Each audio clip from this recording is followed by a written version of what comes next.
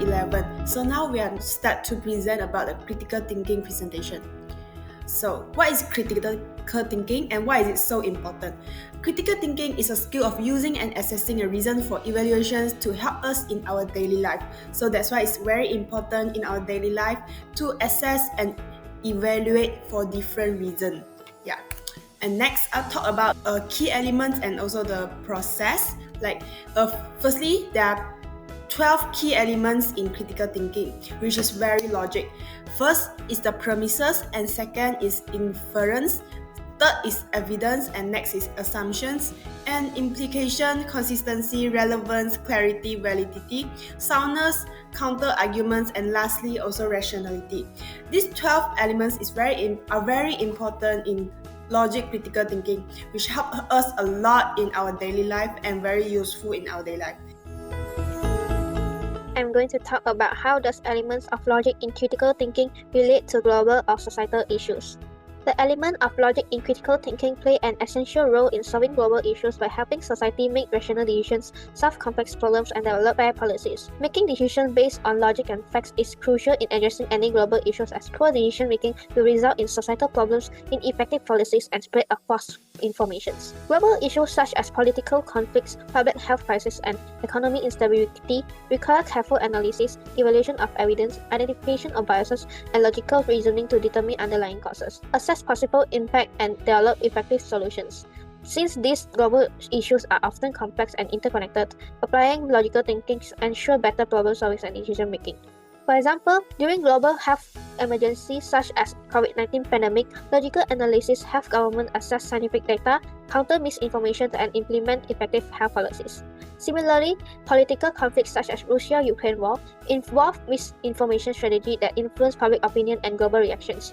By identifying the facts from propaganda, critical thinking contributes to the development of informed policies and diplomatic strategies. As a result, critical thinking ensures informed, fair, and effective solutions to global issues by promoting rational analysis, preventing false information, and fostering sustainable decision-making. Logical reasoning is essential in tackling global challenges. It helps combat misinformation by enabling individuals to distinguish facts from falsehoods, fostering trust during crises like COVID-19 pandemic. In addressing social inequalities, logic and data-driven analysis expose root causes and support fair policies on issues like racial injustice, gender inequality, and economic disparity. Critical thinking also strengthens democracy by helping citizens resist populist manipulation and make informed decisions. Additionally, logically reasoning ensures effective crime and security policies by analyzing crime patterns, evaluating rehabilitation efforts, and balancing security with human rights to maintain public trust and social stability.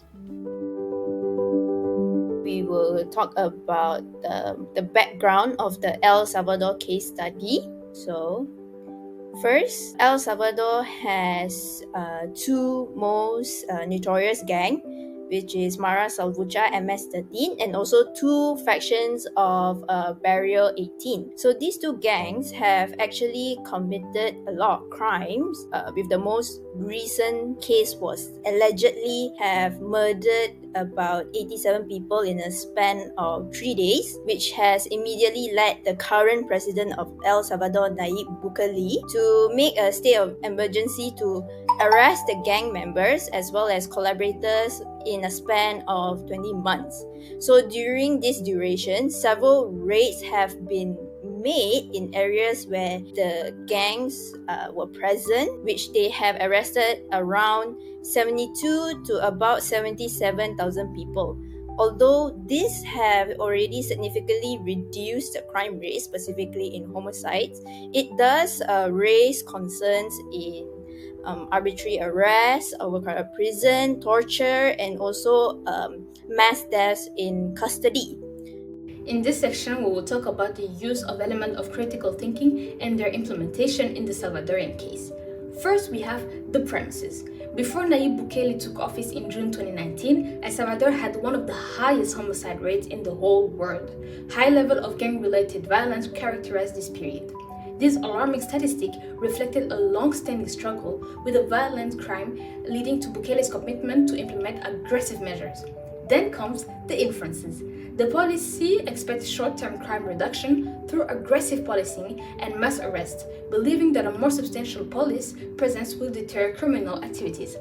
Bukele's response included implementing the Plan Control Territorial, which involved increasing mass arrests and a state of emergency aimed at gang violence. To support his arguments, we have something called the evidence.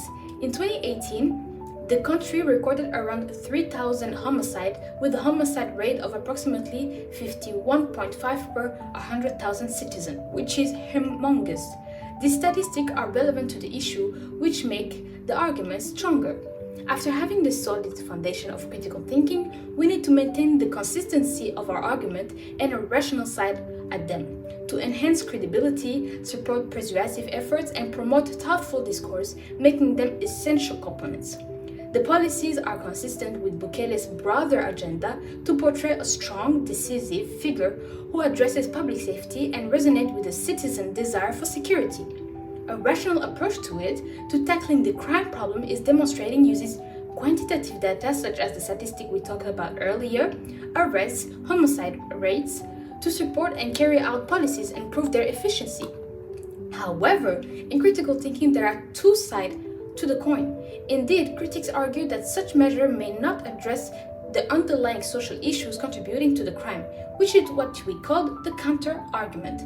Weighting the cost of human rights violation against the benefit of reducing crime is crucial.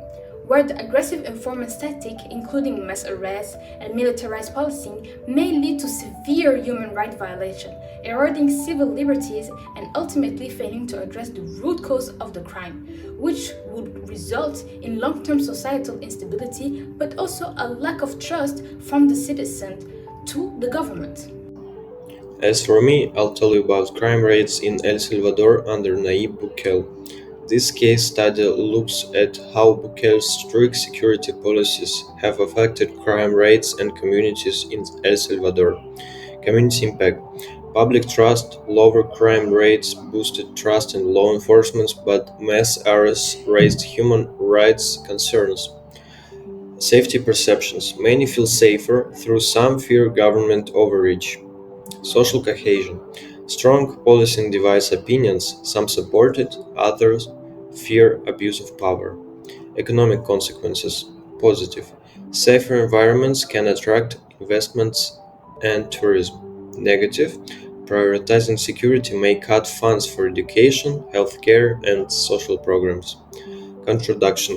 While security measures seem effective, they clash with human rights concerns.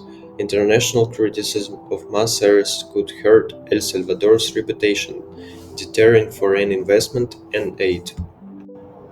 In the right, we can see the statistics that El Salvador's murder rate has plummeted. But what about sustainability of crime reduction? Is the crime job a lasting solution or a temporary result of harsh measures? Violence may return if root causes like poverty and gang influences remain. Other influencing factors. Gang behavior shifts. Some gangs reduced visible violence and went into hiding to avoid mass arrests. There were also claims of secret truces with the government, though Bukele denies. These gang strategies, not just government policies, may have influenced the drop in crime. So now that we've established the broader crisis which is affecting and disaffecting individuals in El Salvador, it now brings us to consider the one such way that we can introduce a panacea to this solution. That brings us to Exhibit A, the In-Generation Project as a means of promoting youth empowerment to address the crisis more comprehensively.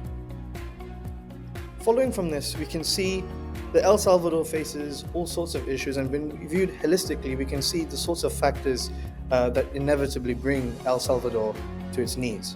Economic challenges, political instability, and ongoing gang violence continue to be the sort of crises which we see El Salvadorians persistently suffering from. But the broader threat is the autocratic governance that we see Bukele unfailingly adjudicating and deliberating over, threatening social cohesion as a whole. This is why the In-Generation Project exclusively aims to empower youth through quality education so that they can receive civil education to then go on to empower local institutions within El Salvador.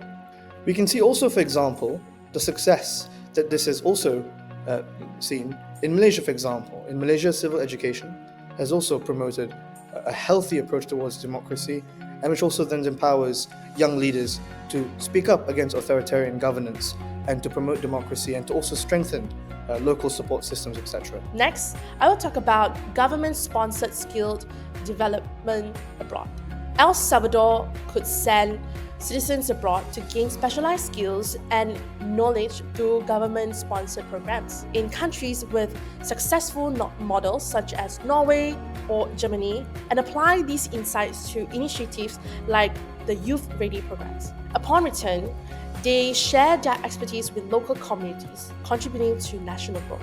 Moving on, the government creates job opportunity to ensure these new skills are utilized, strengthening the link between education and employment. By expanding Youth Ready in partnership with the private sector, the government can ensure that at-risk youth and rehabilitated individuals able to gain employment, reducing the likelihood of re-offending. And last but not least, application of acquired knowledge can drive economic development, innovation, and exports. For example, programs like Youth Ready able to help to create skilled workforce and attracting investment, fostering the entrepreneurship and supporting long-term economic growth in El Salvador. So right now, let us pivot to inclusive education for all citizens.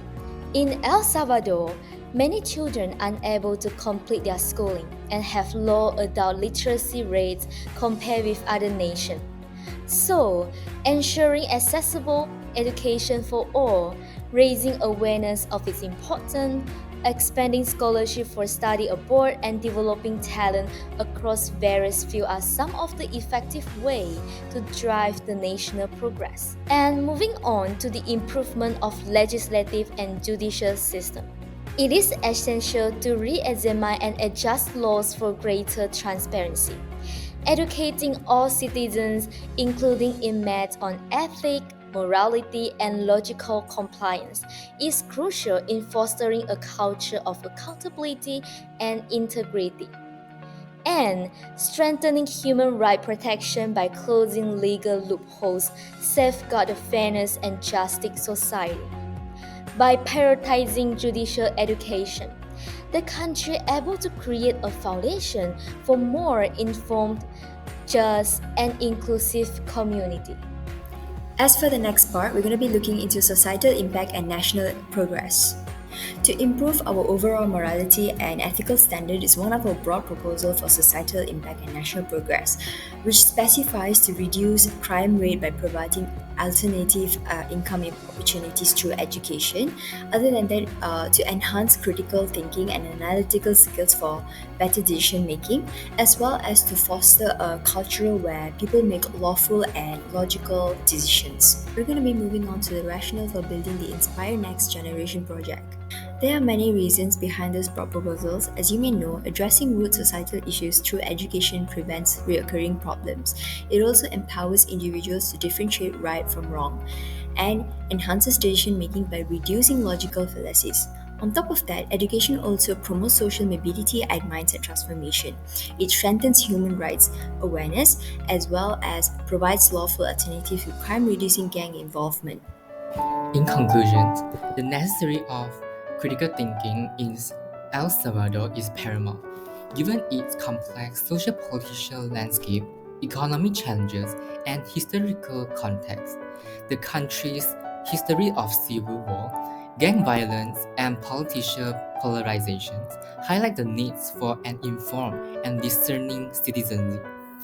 Critical thinking empowers the individuals to analyze political narratives, question biases, and resist misinformations. This is to ensure that they make decisions based on facts rather than propaganda. And it also enables people to engage meaningfully in democratic process, fostering a society that values dialogue, accountability, and long-term solutions over short-term fix. And lastly, by cultivating critical thinking, El Salvador can work towards breaking cycles of violence, improving governance, and creating a more stable and prosperous future for its citizens. That's all for our presentation. Thank you.